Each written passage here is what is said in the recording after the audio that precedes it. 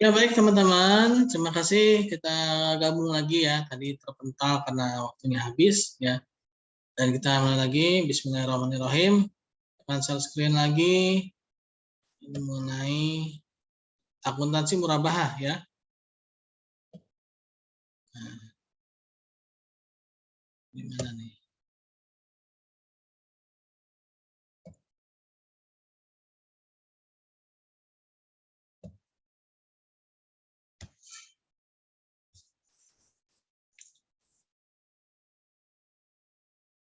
Nah, lalu ada yang F itu ada potongan pelunasan piutang murabahah.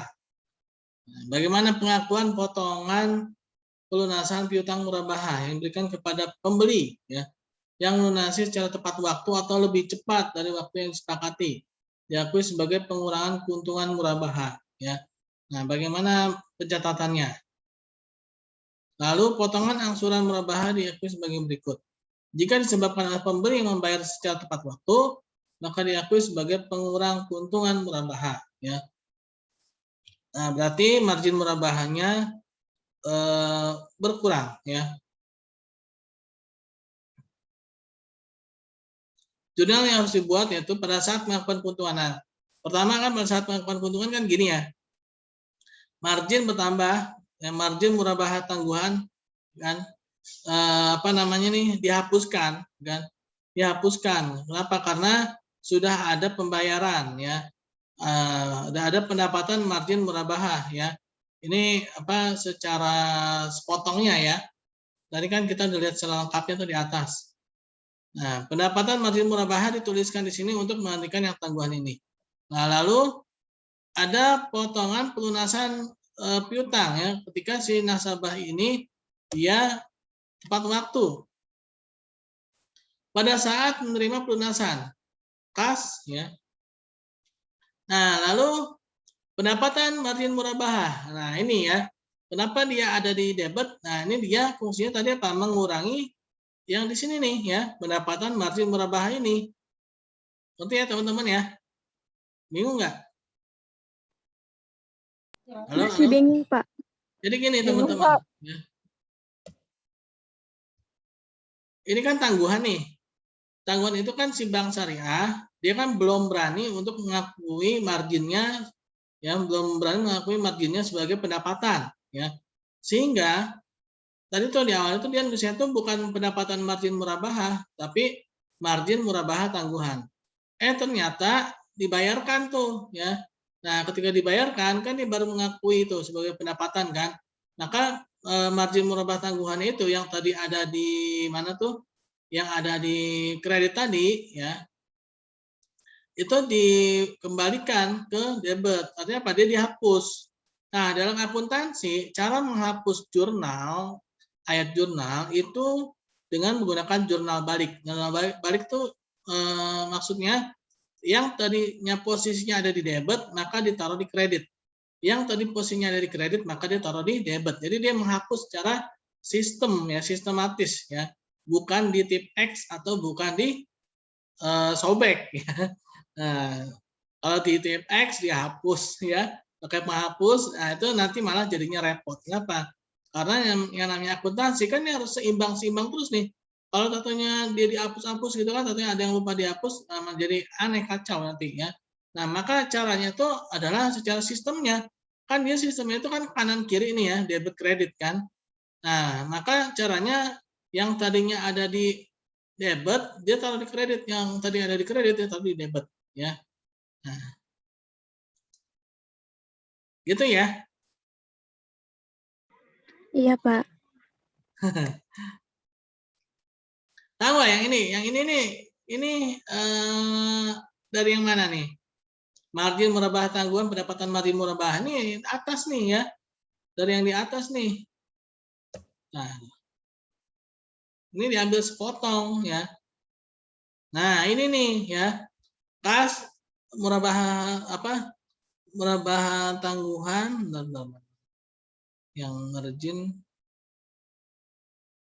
Nah, iya ini benar, ini sebenarnya margin murabahah tangguhan pada pendapatan margin murabahah. Nah, cuma yang di bawah tadi ini kas sama piutangnya dihapus kan? Nah, sebenarnya dia ngambil dari sini, tapi dia yang di bawah itu hanya untuk menunjukkan ya adanya pengakuan margin ya. Sehingga ayat jurnal yang mungkin dianggap ya kita mau fokusnya di sini nih ceritanya gitu ya. Dianggap nanti mengganggu fokus sehingga tidak dituliskan ya. Sehingga yang dituliskan itu dia apa? Margin murabahah tangguhan pada pendapatan margin murabahah ya. Dari sini ngambilnya nih, ya cuman kas sama piutangnya dihapuskan karena ini hanya ingin menginformasikan bahwa si nasabah ini bayar gitu. Nasabah ini bayar sehingga yang tangguhan ini harus segera dihapuskan. Kenapa dihapuskan? Karena uangnya udah masuk, uangnya udah ada.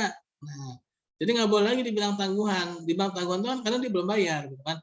Kenapa ditulis tangguhan? Karena jaga-jaga, ya si bank syariah itu takutnya kalau nggak dibayarkan, khawatirnya nanti udah ditulis sebagai pendapatan margin, ya sudah dapat istilahnya apa ya? Kalau dibilang tuh dianggap sebagai pendapatan, ternyata malah tidak terbayarkan, ya.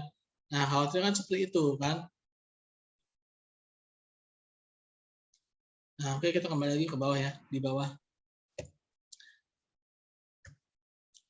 Nah, ini kan dibayarkan nih, ya kan?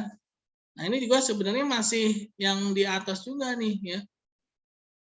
Nah, pada saat menerima pelunasan kas ya, ada uang bertambah. Nah, lalu pendapatan margin murabahah ya kenapa pendapatan margin murabahah di sini tiba-tiba masuk ke debit? Karena ada potongan ya. Ada potongan pembelian, ada potongan tadi ya, potongan pelunasan. Nah, sehingga potongan pelunasan itu mengurangi pendapatan ya, mengurangi pendapatan. Dan ketika ada pembayaran berarti piutangnya juga harus dikurangi ya. Jadi seperti itu teman-teman ya. Ngerti? Iya, Pak. Oke. Iya, Pak. Lalu jika disebabkan, nah ini ada potongannya, jika disebabkan oleh penurunan kemampuan pembayaran pembeli, maka diakui sebagai beban. Nah, diakui sebagai beban ya. Nah, ternyata si pembelinya ini kena pandemi. Kena pandemi nih ya. Nah, dia di PHK atau mungkin pendapatannya turun ya.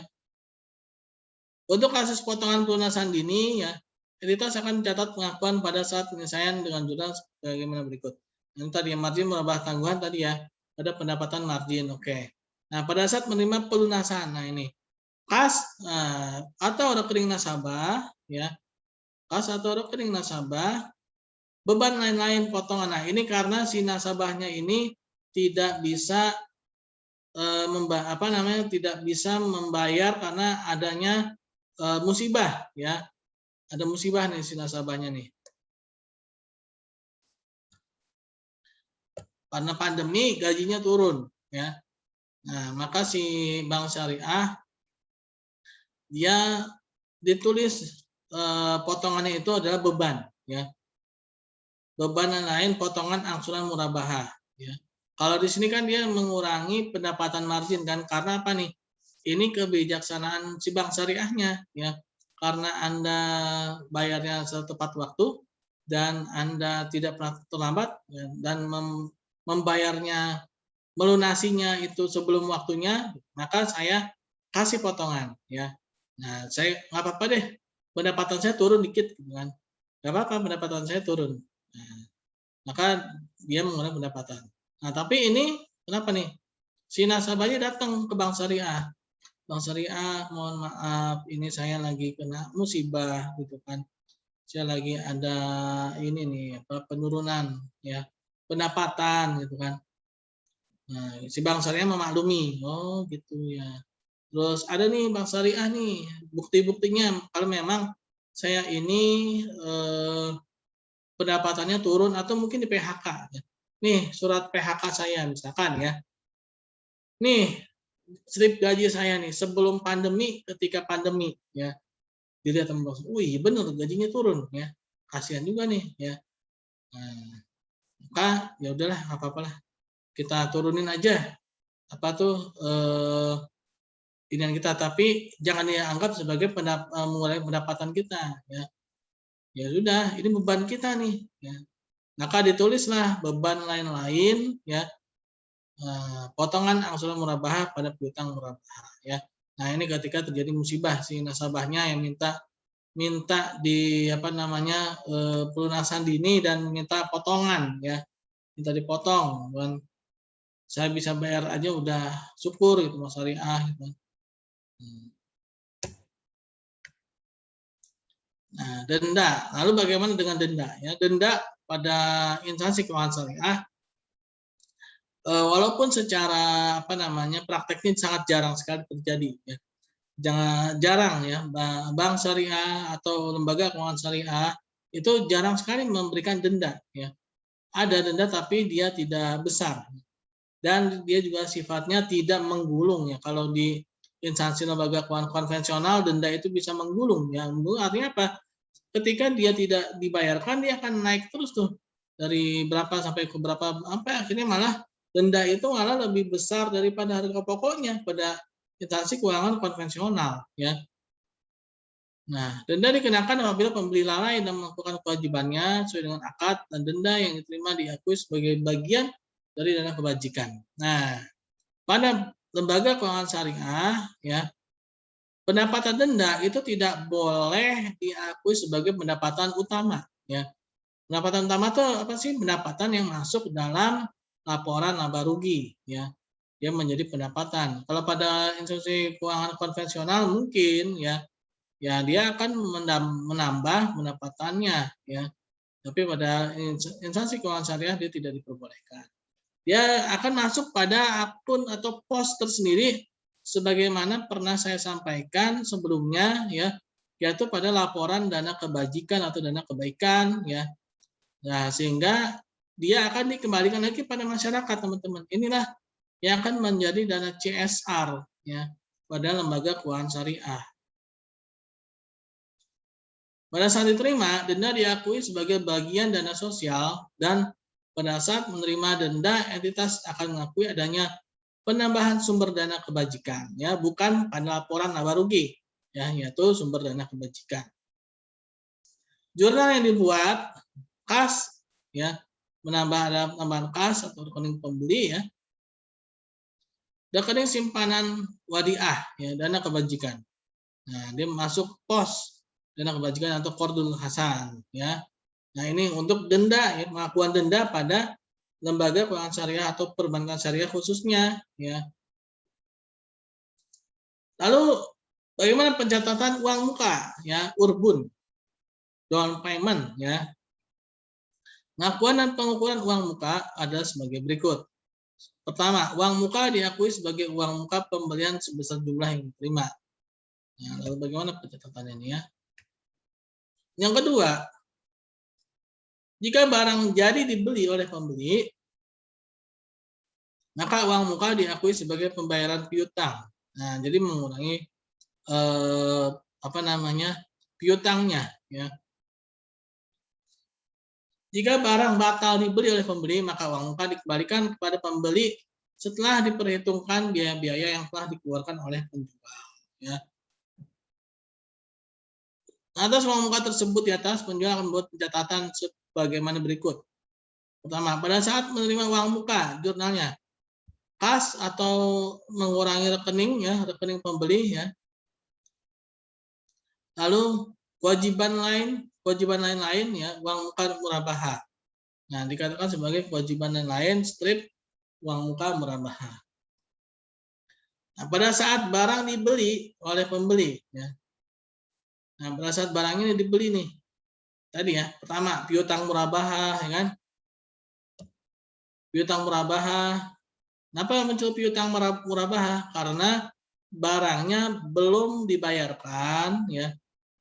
Ceritanya belum dibayarkan dulu nih, ya. Lalu margin murabahah tangguhan dan persediaan murabahah, ya. Nah, ini barangnya udah pindah tangan. Nah, tapi di satu sisi kan ada uang muka tuh, ya. Nah, satu sisi kan ada uang muka. Nah, berarti kewajiban dan lain uang muka, ini kan ada uang muka nih, kan. Nah, dia pindah nih ke atas, ya. Dia pindah ke debit untuk dihapuskan, ya. Nah, agar kewajiban dan uang muka ini dihapuskan, ya. Kenapa? Karena barangnya sudah diserahkan, ya, maka piutangnya akan berkurang, ya. Ada di kredit, ya. Piutangnya akan berkurang. Nah, ngerti ya teman-teman ya? Ini tentang uang muka, ya. Pertama nih, uang muka dibayarin nih, kan si bank terima nih, dapat kas atau dia mendebet dari rekening pembeli, ya. Mendebet rekening pembeli. Nah, maka muncul akun awan itu kewajiban lain, uang muka murabahah, ya. Kenapa dia terus kewajiban lain? Karena ini kewajibannya si bank syariah nih, ya. Dia punya kewajiban lain, yaitu ada uang muka yang masuk, ya. Nah, ketika barangnya dikasih nih, barang yang dikasih. Nah, ketika barang yang dikasih, tapi si nasabah ini baru bayar uang muka doang, belum bayar cicilan, belum, ya. Ditulislah piutang murabahahnya berapa, lalu margin murabahah tangguhannya, ya. Lalu persediaan murabahahnya karena barang udah pindah kan, ya. Barangnya dari bank syariah ke nasabah udah dipindahkan. Nah, maka kewajiban ini harus segera dihapus. Kenapa? Karena barangnya persediaan murabahahnya udah diserahkan, ya. Nah, di satu sisi ya, dia akan mengurangi piutang. Yang tadi piutangnya tadinya 14 juta, karena udah bayar uang muka 2 juta misalkan ya. Dengan asumsi uang mukanya 2 juta, maka piutang murabahah berkurang 2 juta. Jadi seperti itu teman-teman. Berarti sampai saat ini mengertikah sampai sekarang? Sampai sekarang. Yang ngerti nggak? Bapak ingin bertanya, Pak. Boleh. Bapak kan misalkan ya, ada nasabah meminta pembiayaan kepada bank syariah. Nah, pembiayaan itu misalkan buat beli motor. Nah, itu kan pakai transaksi murabahah bisa dicicil ya, Pak, atau angsuran. Nah, tiba-tiba di akhir pelunasan atau di tengah-tengah, si nasabah itu kan tidak bisa membayar. Si bank syariah itu sudah membelikan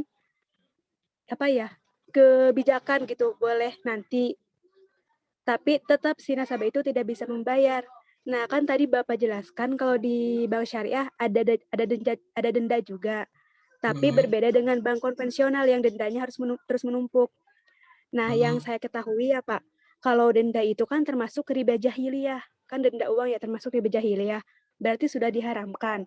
Nah, berarti terus Bapak juga sudah jelaskan, denda uang itu kan dimasukkan ke dalam akuntansi pendapatan dana kebajikan yang akhirnya diberikan kepada masyarakat buat dana CSR itu ya Pak. Nah, apakah itu sah-sah aja? Sedangkan dari denda itu kan sudah diharamkan. Terus nanti dialokasikan gitu ke masyarakat, kan dana kebajikan gitu Pak. Apakah ada peraturan lain itu boleh-boleh saja atau enggak gitu? Terima kasih. Ya, sama-sama. Intinya mengenai denda ya. Intinya mengenai denda. Iya, Pak.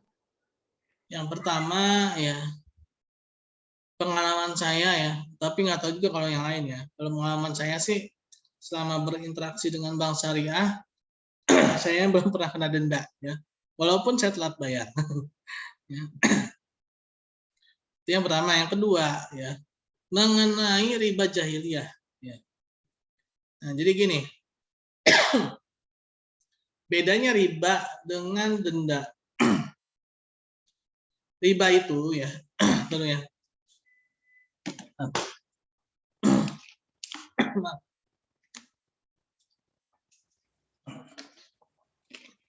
Maaf ya.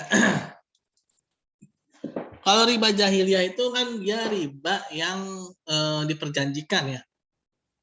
Seperti apa tuh kartu kreditnya? Kartu kredit itu riba jahiliyah. Kenapa? Karena akadnya ya, akadnya itu dia sudah mencantumkan apabila si nasabah ini tidak bisa membayar tepat waktu, maka akan diberikan denda ya.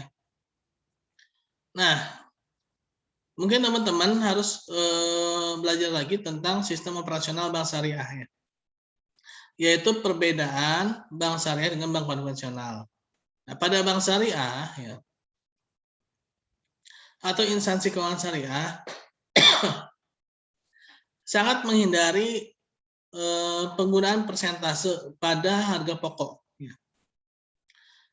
Pada bank syariah, pada bank konvensional itu sangat sering sekali ya menggunakan persentase yang tautkan dengan harga pokok. Artinya apa? Pengenaan denda pada bank syariah itu berbeda secara substansi ya. Walaupun dia sama-sama denda, tapi beda. Misalkan denda pada bank konvensional ditulis 10% dari harga pokok. Apabila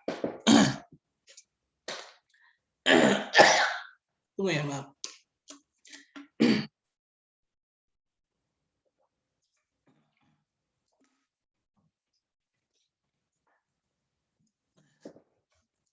Maaf ya, bukannya iklan ya. Iya, Nah, Pak. tadi ya pada bank konvensional itu biasanya dalam persentase langsung pada harga pokok. Taruhlah misalkan ya 10 juta dia minjem atau dia menggunakan. Ditulis tuh dalam perjanjiannya, apabila si nasabah tidak dapat melakukan pembayaran tepat waktu, maka akan dikenakan denda sebesar 10% dari harga pokok. Nah, berarti apa? Ketika dia lewat 10% tuh. Nah, terus dia juga biasa ada hitungan lagi, apabila dia lewat dari 1 bulan lagi akan dikenakan lagi 10%. Jadi bertambah gitu ya. Nah, kalau pada bank syariah, dia tidak menggunakan persentase seperti itu. Misalkan ya, apabila nasabah tidak dapat membayarkan dan dia lalai, dalam artian lalai ini, dia sebenarnya bisa bayar gitu ya. Dia bisa bayar, tapi dia nggak mau bayar gitu, malas gitu. Dia artinya dia tuh konsumtif. Udahlah beli barang yang ini dulu, bayaran nanti aja. Akhirnya lama-lama malah tidak terbayarkan. Nah, ini pun bank syariah dia akan mengenakan dendanya langsung secara nominal, ya bukan secara persentase. Ya. Jadi ketika si nasabah itu tidak bisa bayar, misalkan dikenakan denda 100.000 gitu, ini langsung nominalnya. Ya, ini salah satu cara untuk menghindar dari riba jahiliyah itu tadi ya. Jadi riba jahiliyah itu tadi dia pertama ya, dia itu adalah pinjam meminjam dalam uang ya, pinjam meminjam uang, riba jahiliyah. Sedangkan kalau pada bank syariah dia bukan pinjam minjam uang, tapi ini adalah transaksi real, yaitu jual beli. Ya, jual beli dan dikenakan dendanya itu pun dia juga dalam langsung bentuk nominalnya, bukan persentase dari harga pokok. Yaitu yang menjadi perbedaan antara bank syariah dengan bank konvensional. Ya. Kenapa di bank konvensional bisa dia terkena riba jahiliyah? Karena dia langsung mengenakan pada harga pokoknya, ya, dan itu pun sudah ada dalam perjanjiannya berapa persennya. Sedangkan pada bank syariah, ya, dia bukan terikat pada harga pokok, ya. Dia memang denda itu ya sebesar sekian gitu loh. Mau berapapun harganya, ya, sekian gitu ya. Misalkan nih mau barangnya itu mungkin ada range-nya kali ya. Misalkan barangnya misalkan antara 10 juta sampai 20 juta. Dendanya 100.000 gitu kan. Nah, kan beda antara bank syariah dan konvensional, dia beda ya kan. Kalau di bank konvensional mungkin kalau yang punya utangnya 20 juta ya dia akan kena persentase tinggi kan. Nah, tapi kalau pada bank syariah dia akan melihat berapa sih dendanya. Jadi bukan pada persentasenya tapi pada nominalnya langsung nih, sekian kena dendanya nih. Tuh, ya. Itulah yang menjadikan perbedaan pada bank konvensional dan pada bank syariah atau pada institusi keuangan syariah dan konvensional ya. Sehingga institusi keuangan syariah itu dia tidak pernah riba jahiliyah. Ya, karena dia pada dasarnya dia tidak ingin ada perjanjian berapa persentase ya apabila si nasabah itu terlambat bayar ya. Jadi seperti itu, Deo ya. Iya, Perbedaannya. Pak. Terima kasih banyak ya, Pak. Ya, sama-sama. Oke, lalu saya lanjutkan ya. Udah 2:30. Oh, ini tadi udah ya.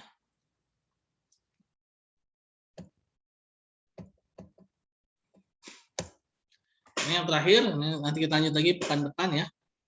Jika pembeli batal membeli barang, nah lalu bagaimana nih ketika uang muka sudah dibayar, ya, uang muka sudah dibayar nih, katanya batal. Nah, maka uang muka dikembalikan, ya, dipotong dengan biaya-biaya, ya. Nah, kewajiban lain-lain uang muka ya dikembalikan ya, ditaruh di debit ya. Pendapatan lain-lain ya, khas pada rekening pembeli ya. Uang muka murabahah diakui sebagai bagian dari kewajiban atau utang ya di neraca. Apabila sudah terjadi akad ya. Nah, jadi ini utang nih, utang si bank terhadap siapa? Pada si nasabah ya. Ketika si nasabah ngasih uang kan, tapi barang belum diserahkan, maka itu adalah utang bank syariah terhadap nasabah ya. Apabila sudah terjadi akad murabahah, maka utang tersebut harus dihapuskan atau menjadi nol ya, dan piutang murabahah akan dikurangi sebesar uang muka tersebut ya. Nah, jadi itulah yang terakhir mengenai pencatatan uang muka atau urbun ya. Uang muka atau urbun. Oke, itu mengenai materi akuntansi murabahah pada penjual. Ada yang mau bertanya lagi selain dia?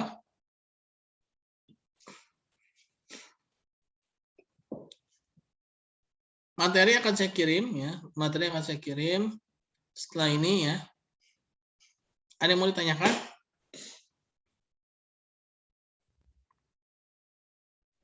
Sudah cukup, Pak. Oke. Oke, kalau memang tidak ada yang ditanyakan, kita tutup membaca hamdalah. Alhamdulillahirrahmanirrahim. Alhamdulillahirrahmanirrahim. Bihamdika asyhadu an la ilaha illa anta astaghfiruka La ilaha illa anta astaghfiruka wa atubu ilaik.